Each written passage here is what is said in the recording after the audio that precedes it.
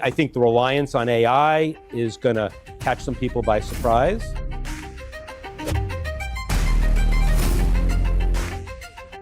Welcome, Mr. Brian Kurtz.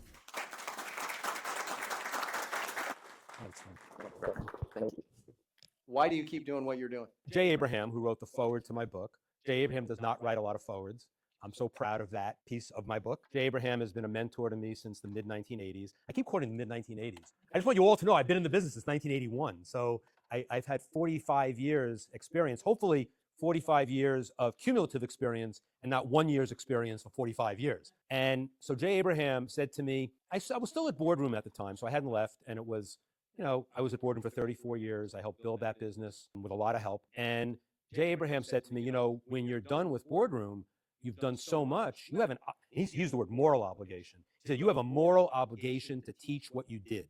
And it came up earlier when you were in your discussion, in your preamble. I'm not saying you can do it you can teach it without doing it.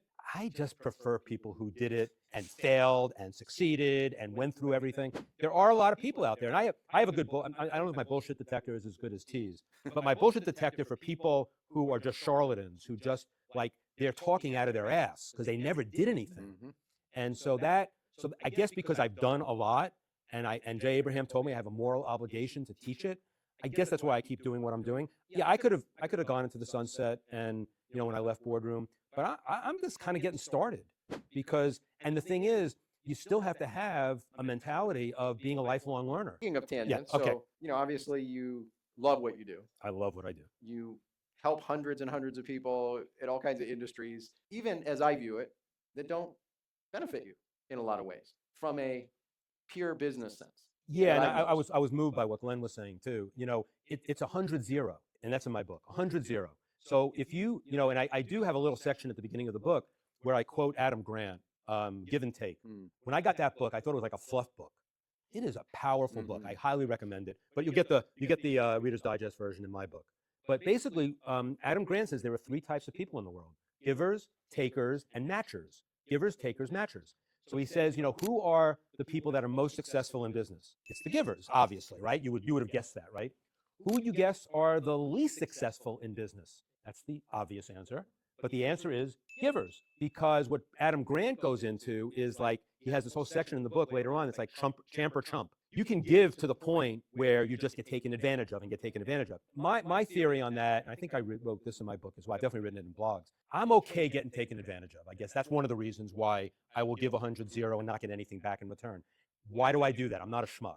I've been doing it for 45 years. So I always say, well, if my 45 years of experience and the fact that I have 500 acknowledgments in that book, which is almost embarrassing on the one hand, you're in it, but you're only one of 500.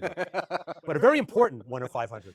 But the thing is, it's like you stand batting average. That's terrible. That's terrible. I'll take it with you. Yeah, you stand on the shoulders of other people, and so when I help somebody 100-0 and I get nothing in return, and I'm not religious, or I guess I'm somewhat spiritual. I'm not really a religious person, but if I believe that you could put good karma in the world, hopefully I'm putting some good karma in the world at this meeting, and something else will come back to me. If it comes back to me in Titans Accelerator memberships, fine. I don't care. I really don't care. If it comes back to me in someone saying something nice about me to someone else, who then contacts me through email and gets on my email list and becomes a member of my online family who I can engage with, that's a plus. That's the givers. And the takers, you want as many takers out of your life as possible. The matchers are also equally dangerous. Matchers are people who are like, I'll meet you halfway. Quid pro quo. I do this for you, you do that for me. They're dangerous. If you're a matcher, and what I learned when I started doing affiliates early on, affiliate marketing is a good source. It's not the be-all, end-all, and it can really suck if you've ever done it.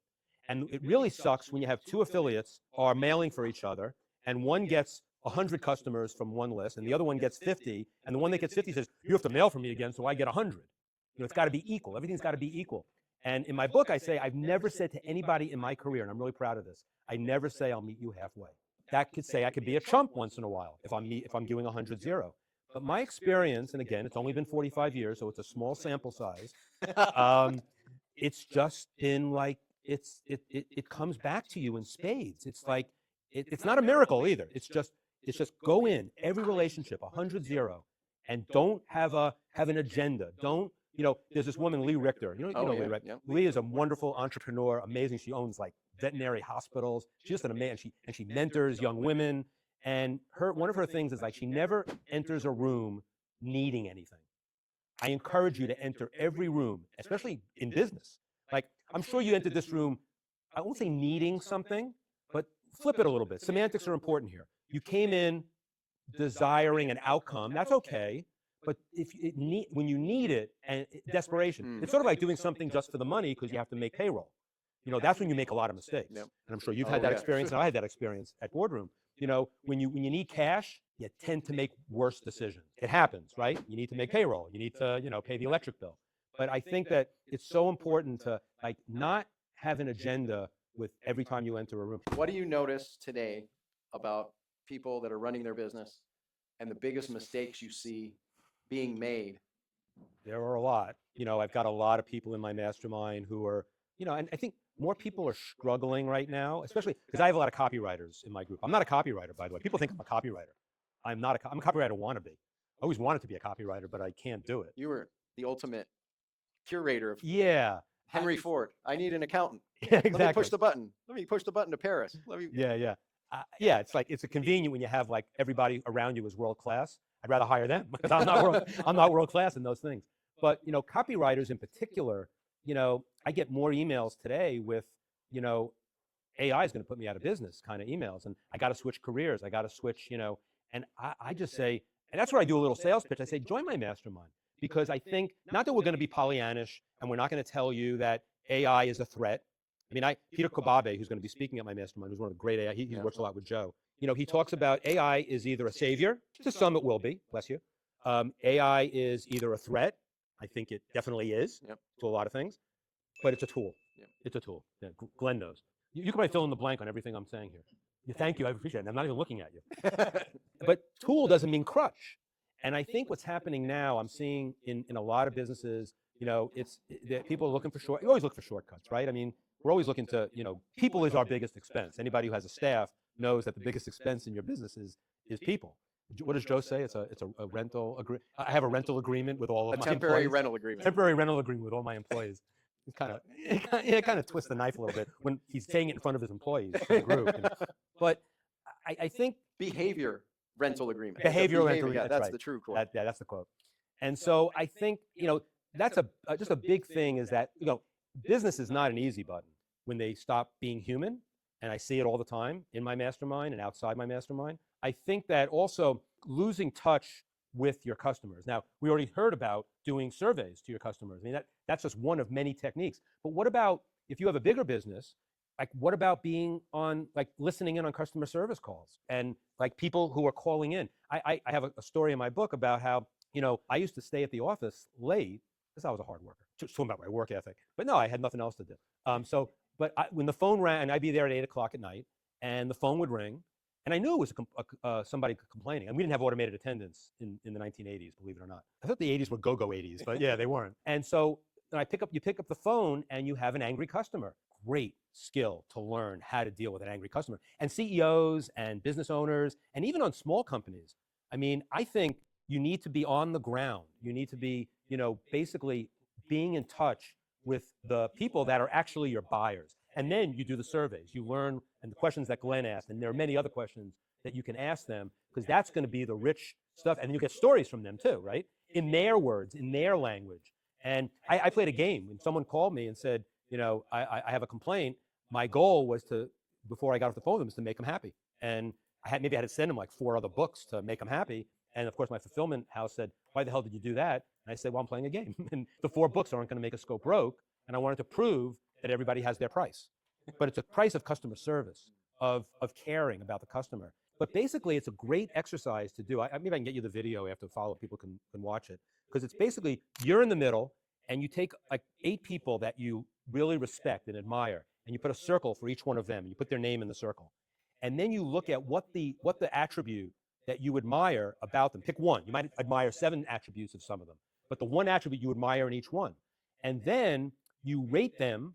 Chances are the people that you're admiring, they're all going to get a 10 on a 1 to 10. And then rate yourself on each of those attributes. Because basically, if who you're looking for is you need to be the composite of the people that you admire most to be you. I'm not saying you want to copy them. Dan Kennedy, one of the great marketers of all time, He's one of my 8 in one of the circles. I've done many circles like this. I have 500 acknowledgments, remember? So I had a circle for Dan Kennedy, and his was like, he is ruthless about his privacy. If you know Dan Kennedy, to still reach him now, you need to fax him, believe it or not. Or, I mean, you can't email him. He doesn't use email. You can't call him. So it's either fax, or maybe if you have an address at a P.O. box, you can FedEx him something. So he's ruthless with his protecting. It's basically, he doesn't have a gate around himself. He has a moat with crocodiles around him. And that's something I really admire. So he's a 10 in that. Now, I use that as an example because I'm like a 6 in that, but I need a little bit more in my life. You know, I don't want to be a 10 like him because I want to be accessible. I want people in my online family to engage with me. And I'm looking at Tom because he's the same way with his list. Tom's in my mastermind.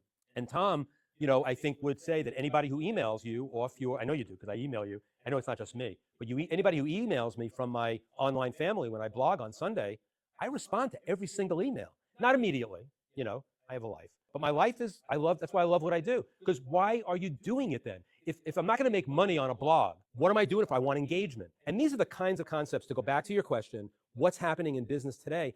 I think the biggest mistake I see is losing touch with why you got into business in the first place. The big why on one of the sheets. By the way, the sheets here are fantastic, the exercises. But the why, like why the hell are you doing what you're doing? Automation's important, but it's lack of automation. When do you differentiate with less automation? With a personal email as opposed to an automated email. And I'm not saying I use automated messaging. I use, you know, you can't do everything on a personal level, but when you create a personal touch in everything you do, and again, it's hard. I'm running a small company now, so I can respond to every email that comes in. But I think that would be the thing. I'm looking for like one thing because I didn't want to. And I went a long way around to come here, and I hope it makes sense why I use the examples I did. But I do think that, you know, everything is funnel. You know, and funnels are great. I had funnels in direct mail. I didn't call them funnels. I called them upsells and cross-sells and contact strategy. And, you know, Travis knows what I'm talking about. But you can do the same thing and have a personality in your marketing. And I was talking to Darren about this. You know, he's a personality guru marketing specialist, right? You help people, you know, create themselves as gurus. I'm not a guru, but I am a personality. And I want my personality to come through in everything that I do. And so I guess that's online marketers too today. I think the ones that I want to be around are the ones that understand that there are certain eternal truths of direct response marketing that you must know before you can move on. What are 1 to 3 action steps that you would hope everyone takes away from today? Well, I can definitely go deeper in breakthrough advertising if you take my offer to get a free book and a free attendance to my bootcamp. So that would be one easy peasy thing that you all can do. I think that there are a couple of things that came up in some of the discussions. Again, I'm on reruns, so you know my principles are mostly in my book. But I would say that take this with you because it's kind of new for me. And I wrote a blog post about it fairly recently, and it was the last 10% is everything. And I think that it's an emphasis. I just want you to emphasize when you're automating stuff and when you're, you know, in your zone of like doing a landing page and doing everything you're doing, just think about before you hit send, before you do anything to make it official, just think about how I can personalize this a little more, especially on the back end. Like how can I get into a response and interaction engagement relationship? That's a bit of a rerun of something I already covered today, but that's an action item for everybody here. I also think that, you know, I think that there are some things, and this is something, it's kind of sound a little bit off, but it's not, because it'll get you to make sure that it's an insurance policy to be more human. Not that anybody here is not a human. That in chapter 10, I talk about intentional dinners, and you'll say, oh, I know how to eat dinner. So do I. But I think it'll give you kind of a framework to think about in terms of true connection with the people in your life. So basically, I hate the word networking. I start chapter 10. I hate the word networking. Networking to me is, you know, who has the most Facebook friends? You know, how many people can you pat on the back in a day? That's not my game. Although I was known as like a big networker. And I came up with contributing to connect. And so you want to make sure that every room you enter, first of all, you want to walk into the room not needing anything. There's another aspect to that. You want to walk into every room where there's nothing wrong here either. That's from Landmark Forum. There's nothing wrong here. But I think that, you know, you really want to make sure that you're like checking your ego at the door.